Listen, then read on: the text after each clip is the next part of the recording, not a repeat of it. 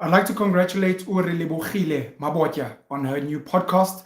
She's got a channel on YouTube which had a partnership with SABC, I think at some point, where the podcast episodes she was filming would go be flighted on TV as well. I see now that she started the Relebogile Mabotja podcast, RMP, and her first guest was Msaki. And I'm making this video to speak about the things that Msaki spoke about and to extract and highlight the things that stood out for me. I'm a huge fan of Msaki. Fit your life. Fit your life. I'm a huge fan of Msaki, and I'm a huge fan of the work that she's done, the kind of brand that she's built. And I guess for the longest time, she was the ideal for ordinary South Africans. You know, she was married, she had 3 children, she was with her partner, she had a thriving musical career, and being up happy. She wasn't in people's faces and all these things. Sadly, revelations come out, revelations in inverted commas, come out, these issues of Msaki being a homewrecker, cheating on her husband, and also sleeping with a man who is married as well. So she decided at some point, because she was being cyberbullied on social media, in particular Twitter, she decided to take a hiatus from social media. She kind of disappeared off the scene in many ways. And then her coming onto this platform was her now coming to defend herself and speaking about exactly what happened. She highlighted that, look, she wasn't divorced at the time she saw this guy. Apparently it is Smash Africa, radio DJ. I think he was also a TV show DJ. I stand to be corrected. Apparently he was also separated, even though he was married at the same time. So they were both floating in the sense that they were both married but separated. And they felt that their relationship was not foul play. They were together for 3 months. When the stories hit the news, when there was a lot of drama and toxicity, it ended. And she wasn't happy with how this whole thing was handled. She actually even started wondering if maybe she was seen as a homewrecker even by this guy, because he wasn't forthcoming in the things that he'd said. You can go and watch it, by the way, Relebogile Mabotja podcast. You can go and watch the sit down with Msaki. She speaks about all of these things, and she speaks about her career. She speaks about the blessings of her career, how she's traveled, how she spends a lot of time in Los Angeles, how she's focusing on her songwriting career, and how she's been affected by strangers and how it's had an impact in her income as well. My first note, choosing to be a celebrity and having no privacy. There's a lot of naivety from a lot of young people who want to be actors, who want to be musicians, who want to be DJs, who want to be sports stars, who want to be stand-up comedians. You want to be a celebrity. You want to be Michael Jackson. You want to be Chris Brown. You want to be Beyonce Knowles. You want to be Erykah Badu. You want to be whoever you feel is amazing.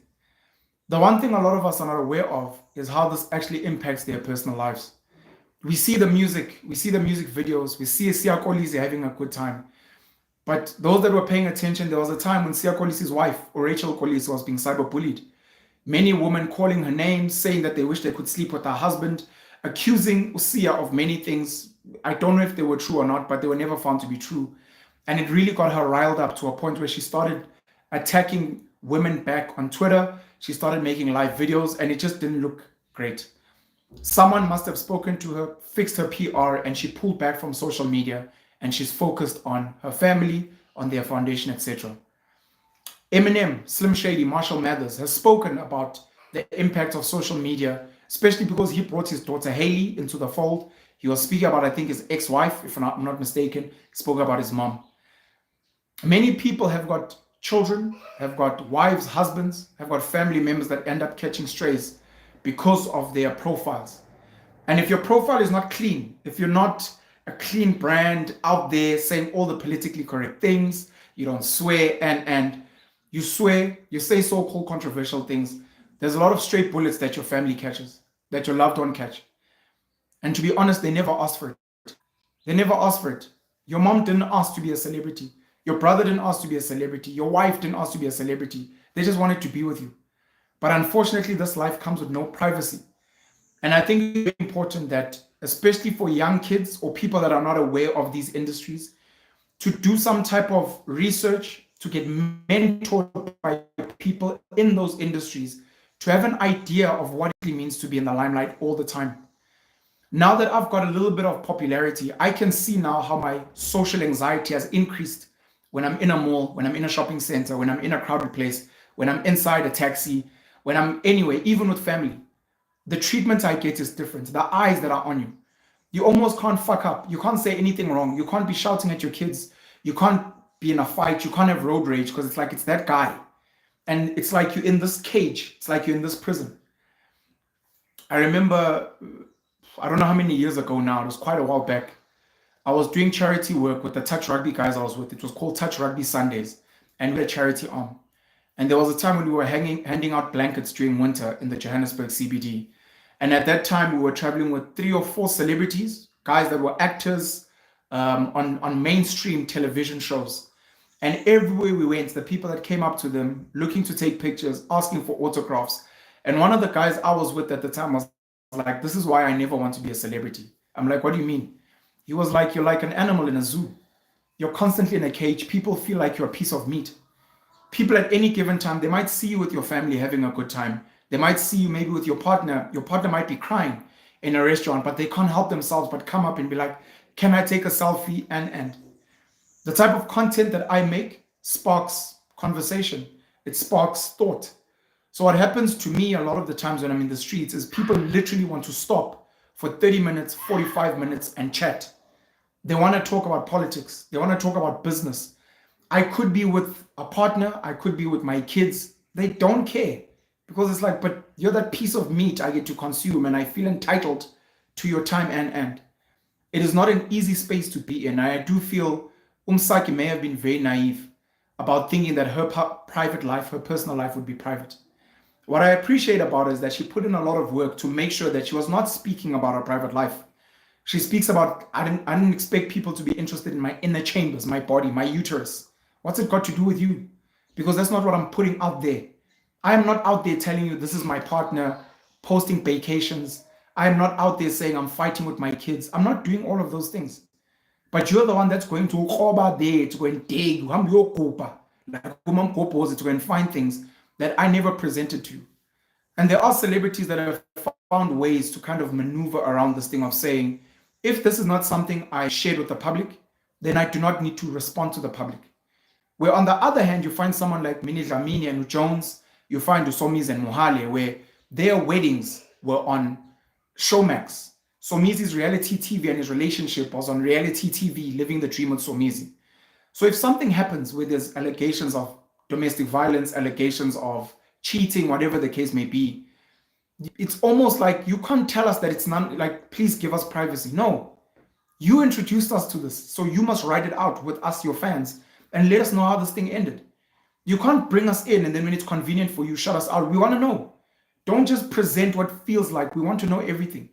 But there are people out there that do a lot of work in trying to protect their families. I mean, you look at someone like Denzel Washington.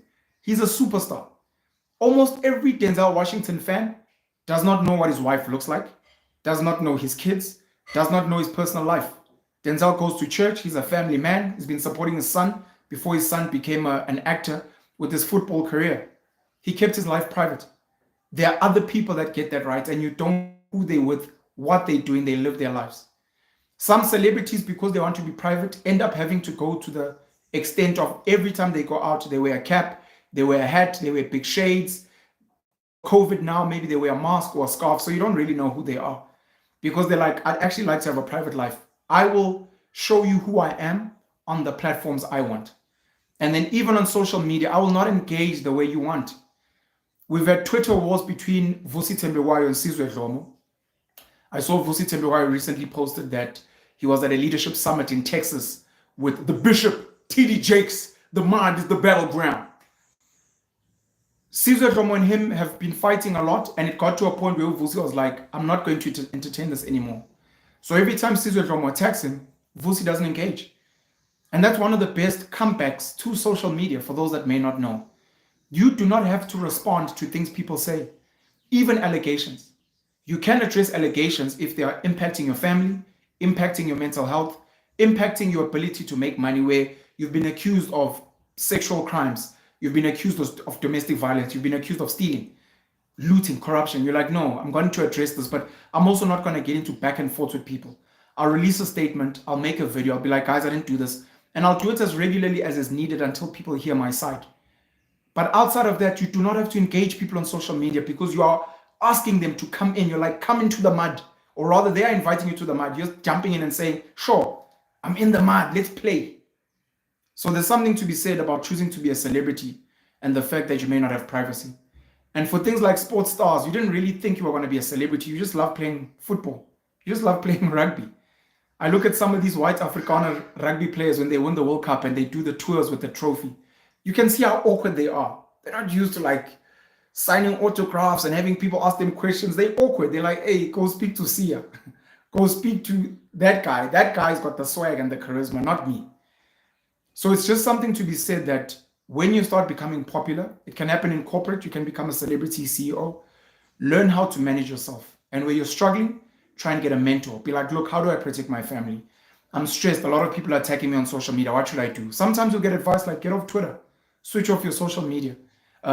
Switch off the comments. You can do that where you only post what you want and you can curate how people engage with you. And then ask people comfortably, please don't touch my family. Please don't. And where they do and you have the ability and the money, sue people. We've had Abu Bonang sue people. Sue people and say, you will not accuse me of these things and get away with it. I will punish you and I will show the world out there that if they come at me sideways, I will punish them. My next note is the idea of dating before divorce is finalized. And this is quite controversial because you've been married for 4, 5, 6, 7, 8 years. For the last 2 years of your marriage, it's fallen apart. You guys have been fighting. There may have been domestic violence. There may have been cheating, infidelity. There may have been financial issues. Families may have gotten involved and there's been a breakdown. And it took 2 years. Now, after 2 years of marriage counseling, therapy, speaking to families, going to courts, dealing with kids, etc., you're like, let's call it. Time of death is now. Let's call it. Now, when you start the proceedings, there's other issues. You guys are dealing with your assets, winding up the estates, at least from a marital perspective, dealing with the kids, getting a parenting plan, who's going to stay with the kids, and that could be a process. If it's a non-contested divorce, it can be quick. But if there are things that need to be audited, if you guys have assets, if you want to share things, could take a year, could take years, could take a couple of years. Now, in that time, you guys have moved out. You're no longer living together. You want to carry on with your life. You may even take a year off from seeing anyone, but your divorce is not finalized. And now you meet someone and you like them. And you're like, I want to be with this person. I like you. This person likes me. Should I not be allowed to date just because I'm still legally married? And that's a conversation that I think a lot of people need to understand, that people will date before they get finally divorced. Some people may feel that I will not date until the divorce decree is here. And that's their prerogative, that's their principles, that's their values, it's okay. But other people are like, I'm sorry. I mean, you look at Tyrese Gibson as an example where he was being interviewed and he was asked, did you take a break after your divorce from your wife? Did you take a break and be single? He was like, no. And they're like, why not? He's like, not every person is meant to be alone. He's like, some of us heal in new relationships. For some people, that could be negative. You see a person as a rebound, just come out of a toxic relationship. I just want a companion for now. For other people, it's like, I love love. I love companionship. I love being with a person. I don't need that break. I will heal on my own in my own time, doing my own thing. But I want to be with you. I want us to go hiking. I want us to go to the movies. I want us to be intimate. That's who I am. Not everyone needs that healing period because we are not the same. So other people don't want to get the divorce decree first before they get into new relationships.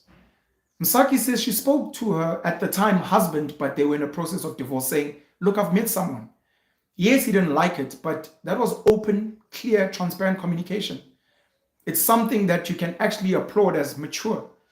She believed that even the other guy, Smash Africa, had also told his wife at the time they were going through a divorce that we're not together anymore. What would then happen, because she claims that Smash Africa and his wife happens to be the daughter of popular actress Vetna Urami Chwene. His wife, legally at the time, but they'd split, separated, broke into this guy's place, Smash Africa, trashed her place, took pictures that Msaki and Smash Africa had taken, And next thing, they were in the tabloids. I don't know if it was Sunday World or Sunday Sun, one of these major tabloids. And Msaki was accused of being a homewrecker. And she was upset. And because she believes in keeping her personal life private, she didn't jump to social media like some of us, like on Note, and be like, this lady's accusing me just because her marriage has failed, just because her husband now wants to be. She didn't. She was like, no, this is a private personal matter. I will deal with it in a private manner personally. She approached Smash Afrika. Smash Afrika was like, hey, Nama, I don't want to go to the public with my personal life. And she was like, but I'm being attacked. You're not being attacked. Msaki speaks about how she was friends with the daughter's mom, Urami Chwene. And Urami had said at the time when she saw that Msaki and Smash were dating, before the divorce was finalized, that, look, just be careful how this thing goes. Normally, it's the woman that catches the heat. Women get accused of being homewrecker or Mihlali. People like Leroy Sidambe tend to not catch bullets. It's normally the guys that catch the heat and the women that catch the heat. So she was like, just be careful. And she was like, no, thank you. And then it happened, and she was attacked, and she was called names, and she was cyberbullied. From people sending her lyrics on Twitter to people now accusing her of things and calling her names. And she really, really took it in a bad way, to a point where she actually got off Twitter. She says she's been off Twitter for 2 years. And unfortunately, her diehard fans, the people that love and respect her, have missed out on any beautiful engagements they could have had with her because of some toxic apples, some rotten apples on Twitter who normally spoil the party for so many people. But it's a conversation to be had.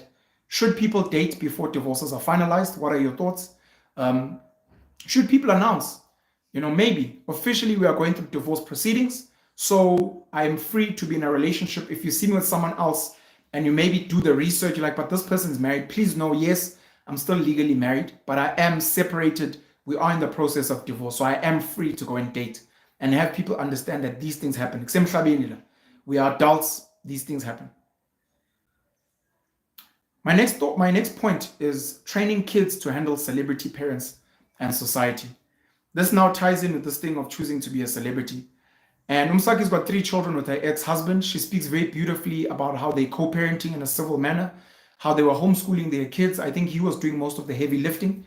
Smash Afrika apparently had a child with his ex-wife. Children are involved. Now, the children are relatively youngish, but even as young as they are, you can only imagine. And if you know kids, boy, kids are trash. Your mom is in the media. Your dad is in the media. Your father's accused of looting tender money. And now you're at a school where other kids, their parents have been speaking about, do you know who's your friend? Penwell's son. Do you know his father was stealing money from government? That's our tax money. And the kids hear this at home. They see the parents gossiping. They hear the parents gossiping about this celebrity and that celebrity and Kelly Kumalo. And that stuff affects children. They go to school, other kids bully them. You may find that the teachers, because not all teachers are mature, sadly, the teachers may treat them some type of way. The teachers may treat their parents some type of way. I mean, you're Kelly Kumalo. You're coming to a parents' evening. How are the other parents treating you? How are some of the teachers treating you? Some of the teachers were like, hey, I think Kelly wambulalo senso. Now you're being treated some type of way, and your children now have to deal with this thing. And that's not what they signed up for. It's like, I didn't ask to be born of you, R. Kelly. I didn't ask to be born of you, Choop Choop. I didn't ask to be born of you, whoever. Now I'm catching bullets. It's not fair. I didn't ask for my dad to be Kanye West. So, along with getting the mentors to get into a celebrity space, whatever it may be, I think we need to, those of us who have a little bit of fame or starting to taste fame or that are famous, look into getting your children, your spouse, some of your family members, mentors, taking them to therapy. If you can find videos that can train them, that look, it may happen that you're related in some way or you're dating a famous person. Please understand that you will take hits. It comes with the terrain, unfortunately, especially if this is how they earn their money. This is how they earn their money. So he missed the winning penalty, Mani Libok in the World Cup final. He missed the penalty of UEFA. Now everyone hates him. People watching him on social media. People are like, oh, you're Cristiano Ronaldo's son. Your father lost me a bet. Fuck your dad. What the fuck, bro? So teach them to be like, look, I'm an online persona, and there are people out there that don't know how to distinguish. There are cycles out there. So learn to protect yourself. There are super famous people that intentionally put their children in certain schools precisely because at least those schools have got secure premises and the teachers are trained in some way to handle the children of very controversial politicians, of super celebrities, etc. My brother at some point to Penton taught at a school called St. Stithians, and at that time he'd tell me stories about some of the kids where, depending on what's happening with the parents, sometimes the kids would have to come to school with bodyguards because the parents are at risk of maybe their lives being attacked. So the children potentially could become collateral damage. There was a story of the Mabotja family where children were kidnapped because of some drug deal that had gone wrong. They wanted a ransom, and then the kids were returned, luckily safely. So it could happen that your kids get kidnapped, that your kids get harmed, that your dad has been retrenched from a company because your father is Marcus Jooste. So now the kids at school are bullying your kids because it's like, oh, your dad fucked up, he stole money. Now my dad doesn't have a job. Now I have to leave the school and we have to move. And your kids are catching bullets. So in some way, when you are someone notable, if you are someone in controversial spaces like politics, if you're in sports, which is highly emotional, please consider getting your kids some type of emotional intelligence training, some type of therapy to be like, look, people are going to attack your parents. They may not even be attacking you. They'll be like, hey, bro, I think your mom actually killed that guy. You're like, what the fuck? Bro, your mom's a hoe. Like, how does it feel to have a mom who's like been fucked by so many niggas in public? You're like, bro, fuck your mom as well. Now kids are bullying each other, beating each other up, sometimes even killing each other. Your child might take so much heat from your life and your brand out there that they end up doing drugs, they end up taking their lives. Because it's so much for them and they didn't ask for this. You end up getting divorced. Because your partner's like, I didn't ask for this. Everywhere I go, I get looked at a certain way. My own family is looking at me a certain way. People attack me in the streets. People in my DMs, girls are in my DMs. Your man was fucking my friend. It's like, I can't. I'm sorry. So we need to somehow find ways to help our loved ones be trained in these spaces so that they can be protected. One of the things that came out is this idea that cancel culture is selective, and it's something that has been spoken about before. One of the people that was being spoken about, a celebrity that I admire personally, Somizi Mhlongo. At the time, Mohale was accusing him, I believe, of domestic violence, of somewhat of sexual coercion, and being ill-treated. I think financial abuse as well was raised. At the time, Somizi got off Metro temporarily. He got off as an idols judge temporarily, but later on it go back. And some people correctly on social media were like, oh, but who gets cancelled? Who loses gigs? Because this guy looks like he's living a good life. Nothing's happening. Abos Java lose gigs of allegations. Abo Toles Mo lose gigs because of allegations. Other people lose gigs because of allegations. Allegations, nothing, no guilty verdict. Other people, it's like, here, it might even be true. There's a settlement. Nothing happens. These so-called sensitive brands and their reputational risk. One of the questions that was asked, because Msaki said she lost 10 million rand, she said she can quantify the losses from the reputational damage she got online being accused of being a homewrecker. Other people like your Michalin Damases, they carry on making money. Your Kelly Kumalo still get to perform allegations of murder. Other people get to carry on with their lives.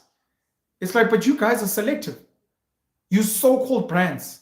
And guys, brands are not, it's not Coca-Cola, Apple, and Google, some institutional, somewhere it's human beings. When they speak about brands, they are speaking about human beings. And a lot of them in these marketing departments are actually young people. They get to select that, hey, Penwell, look, I think it's a bit controversial. I don't really vibe with him in our brand. Do we really want to associate with him? Yeah, let's rather not. Michalin Damase, look, she's controversial, but so many young girls like her. They find it to be, and she's spicy. I think she's like really hip. What? These so-called brands are people. And at some point, we need to speak about the legalities of having gigs, having signed agreements that end up getting cancelled for so-called reputational risk, where you have not been found guilty of anything, but it's just allegations. DJ Fresh Euphonic spoke about these things, of the way they were being treated in the industry, of allegations. We've cancelled the gig, sorry, we just don't want the heat. But we signed an agreement, I've not been found guilty of anything. Yes, there may be some rotten apples, some toxic people who are going to come out there and be like, we can't believe that you are putting these people on, but you're a rape apologist or whatever. You're like, no, fuck you guys. That's where we appreciate Netflix, who stood firm with Dave Chappelle when the LGBT or people in the LGBTQI plus community were calling him transphobic and they wanted him cancelled. They were like, fuck that. We're going to keep his special on. You applaud Spotify, where even big celebrities were like, we're taking our music off Spotify because Joe Rogan is spreading misinformation about COVID. Spotify was like, oh, fuck yourselves. We're leaving Joe Rogan here. I was at a Women's Day conference hosted by Wear Your Brand, where a lady that represents a big newspaper was like, I can't believe you guys invited one of the biggest misogynists in the country and a reckless man to be on a platform talking about Penzo. I laughed, but I was like, oh, it's happening. I've seen this happen to so many celebrities. I'm like, okay, it's happening. I was blessed because I could articulate my stance. A lot of especially the elder women there, black women, were on my side and they defended me. They're like, hey, what is this woman speaking about? And I was like, look, there are people that have seen certain tweets. They don't like them. They believe I'm a misogynist, which I'm not. I may say spicy things, but I hit both genders. I sometimes call men useless. I say men are responsible for the reason why black people lost the land and those things. I call out guys for the fact that women are the way they are. I call out deadbeat fathers, real deadbeats. Not deadbeats that make videos and are like, look, I'm walking away from my kids. Those are not real deadbeats. I'm talking about people that don't fight for their kids, don't provide for their kids, are not willing, are not whatever. I speak out against that. But obviously, if you're dealing with small brains, they won't get it. They'll write a headline because they already don't like you. They'll push the narrative. It's whatever. It's the world we live in. But now these brands, these event organizers need to be called out, especially on the hypocrisy. You guys canceled this Java, but just still put Kelly Kumalo on the lineup. Please make it make sense. We're not saying Kelly's guilty. Definitely not. She was accused. She's alleged. Same as Java. But now here, reputational risk, there, you're like, oh, but whatever. You're like, nah, dog. So, number one, remember that brands are people. For Msaki in particular, if she can quantify that she lost money off false information, I urge her team to put together a legal case. Sometimes it's not even about you, Msaki. Sometimes it's actually about the industry. You'll be like, look, my struggle was fixing the industry. I was not a politician. I was not, let's bring back the land. But I tried to make sure that artists get treated better. And part of it was where artists are losing deals because of false allegations. So I said, this is not even about me. I'm going to sue these guys, not even out of beef. I just want them to be like, guys, please don't take away my money of something that you guys can ask. And I can send out a statement. And when you guys get attacked, you can say, but Msaki actually said that this is not true. And if anyone else in their stakeholder circle is saying they're pulling money, sue them as well. No, we don't want to deal with you. Because, like, we'll sue you as well. Because this lady is falsely accused. We will give her the money she needs to build her foundation to do the good work she's doing. And if you have an issue with that or false information, we will sue you as well because you are punishing us, you are ill-treating us, you are doing something that's actually unprofessional and somewhat illegal if there's already an agreement based on false information. Because the danger, especially in this Twitter world, is that any girl that hates Penwell's face because I fucking remind her of her ex or the guy who broke her heart or whatever, or for some reason she's got daddy issues because her dad walked out on her and her family. This guy, I'm going to create a fake account, doesn't even have a profile picture, it's got a picture. Yeah, this guy violated me in this year, this guy beat me. Has he told you that he provide for his kids is lying?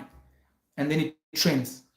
And now everyone that I'm with, anyone who kind of has some little bit of respect for me is like, hey, Pen, we're not sure, bro. We think we're going to have to cut this thing because it's not looking good. Like, cool. By the way, a couple of years ago, let me not put this lady on blast. There was a lady who was working for a radio station and then some other lady I don't know. I was doing work with Standard Bank at the time. We were doing interviews. This was many years ago, before podcasting. I was doing interviews, interviewing entrepreneurs about their hustles. It was for some Standard Bank wallet-wise campaign. The 2 episodes that I did, I got paid for, luckily. They never made it to TV. As far as I know, I stand to be corrected. They never made it to TV because I was being accused of running a Ponzi scheme on Facebook. They showed me pictures of some penal property pyramid scheme. I'm like, I don't know who this is. My name is not even here. I'm not a part of this thing. But for the fact that it's called property, and some people claim they call money, all of a sudden it means you can't touch me. I was accused of something else. I had a failed business, by the way, the National Savings Club, which I've written a book about, where at some point people were like, oh, you stole our money. Like, I didn't steal money. And all the people that had invested in me, I communicated with them. At any given time, they could tell you.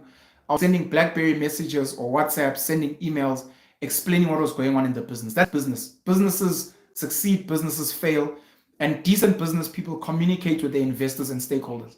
But if someone's going to be like, oh, but you're a scammer. When did I scam you? Vusi Tembewa is a scammer. Okay, please show us when he scammed you. When you gave Vusi Tembewa 5,000 Rand and then he promised you he'll double your money in a day and he never came back. No, but I just feel like he's scamming. Okay, you might not like the things he say. You might say maybe the motivational talks or the stories he gives. Hey, this guy's talking shit. But when he's doing a campaign with Capitec, as an example, and you're like, why are you guys working with a scam artist? Capitec or other people must be like, oh, did he scam you? Please bring us the receipts so that we can cut ties. No, well, he didn't scam me, but he's a liar. He's a liar? Then every single politician must not get funding. Every single person in a job interview who spices certain things must never get the job. Anyone in society who exaggerates certain things must never be given a chance. If you did not take people's money, steal people's money, give false information, scam them, you're lying. So we need to hold people to account, and that's something that needs to be sorted. Let me close this video. Okay, let me close it here. Please watch if you've never watched it. I've referenced it many times. Black Mirror. I think it's called Hated by the Nation, the episode. Mechanical Bees. Black Mirror series on Netflix, where it's almost like a Twitter. There's a hashtag, I think, death to, hashtag death to someone. So whichever celebrity you're hating on at the time, Nota, Maporisa, Mihlali, Kelly Kumalo, Msaki, Java, Lady Zamar, Jub Jub, Mac G, DJ Smoo, Penuel the Black, whoever you're hating on at the time, you do the hashtag death to, the person that gets the most votes would then be killed by these bees because someone hacked them and they die. At the end of the episode, the person who set the algorithm sets it so that anyone who ever used the hashtag and voted for someone and spread hate towards someone, they press this death button where they're like, the mechanical bees are going to go kill every single person that's ever written the hashtag. So imagine that if you've ever retweeted something vile on Twitter, if you've ever bashed someone on Twitter, if ever you've lied about someone on Twitter, and those people end up dying, it so happens that later on a so-called judgment day, you then get killed because you are part of the destruction of the fabric of society and you're getting karma back. So please go watch that episode if you haven't. I found it very sad, and this is a message for guys out there. Protect your woman. Protect your woman. Protect your woman. It won't hurt you much. Smash Afrika did not have to bash his wife at the time, or his wife he was separated with. He could have tried to protect her as well. I'd like to think Casper Nyovest took accountability recently when he was trending about Tupulani and Tobera or Bex. Protect your woman. Smash Afrika needed to go out there seeing Msaki being attacked. Number one, own it. Yes, it is true. I am in a relationship where I am seeing Msaki. It is true. If people have seen us, it is true. There's no lie. Yes, I am still legally married. Legally. But I'm separated from my wife. We are not living together. He does not now need to mention that she trashed his place unless he feels it is important to say, look, there's a case of damage to property and where my wife, my ex-wife, unfortunately was involved. But we're dealing with that in the courts. Or if it's not important, don't leave that out. Protect her as well. And be like, look, I'm dealing with things. I'd like the public to please respect our privacy because we didn't send these things to you. The tabloids showed you this. We have never volunteered this information. But I'd like to apologize to Msaki. Msaki is not a homewrecker. My wife and I were getting divorced way before I got together with Msaki. Protect your woman. Protect your woman as far as you can. It doesn't take a lot for guys to do that. In the same breath, for women, protect your man. Don't sit there while he's burning when you know the truth. Protect your brother, protect your father. These hashtag men are trash. These are your people. Don't defend vile behavior. If your husband, boyfriend, son is accused of a crime, go speak to them. Go find the truth from them. But then after that, I mean, you see this with Ben Affleck and the lady that plays his sister in Gone Girl, his twin sister in the movie. She's like, did you do this thing?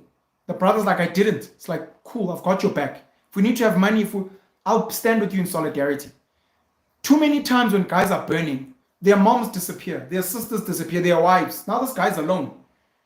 But he's actually got women that are meant to be in his corner. That means you don't believe that's okay. But if you believe him, stand in solidarity to protect the guy. If you find out later that he was guilty, like I was wrong, I protected the wrong person. But in this instance, I'm speaking to the men. Gents, grow some fucking balls. Our women need us now more than ever. Protect your woman. If your woman's being attacked, being accused of being a hoe, what, protect her. Even Leroy Sidambi.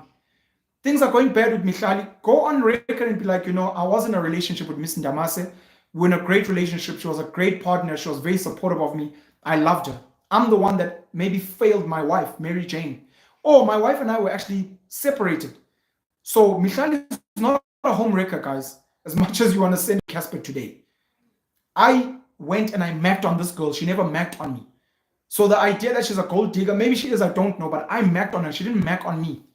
And I'm the one that cheated on my wife. Oh, my wife and I were separated. Protect your woman. Protect your woman as far as possible. Let me shut it down. Have a great and blessed day. Pen you well, the black pen. If you've got any comments that you think are very valid and you'd like me to respond to them, or you'd like them to stay on the internet forever, please put them in the main comments section. I'd like to give a huge shout out to all the paying members of my channel. If you can afford a little bit of money every month to contribute financially to the work that I'm doing here and on other platforms, I appreciate that. To all my members, I think I've got close to 150 paying members every month. I love you guys from the bottom of my heart. It means the world to me. But not just you, all the people that watch my content, you guys add value to my life. All the people that share my content, all the people that debate with me, criticize me in very healthy ways, give me better information where I may be wrong. I appreciate you so much. Pen you all the black pen. Have a great and blessed day. Pen elimnyama. Diswar pen. Pene ensu. Sharp.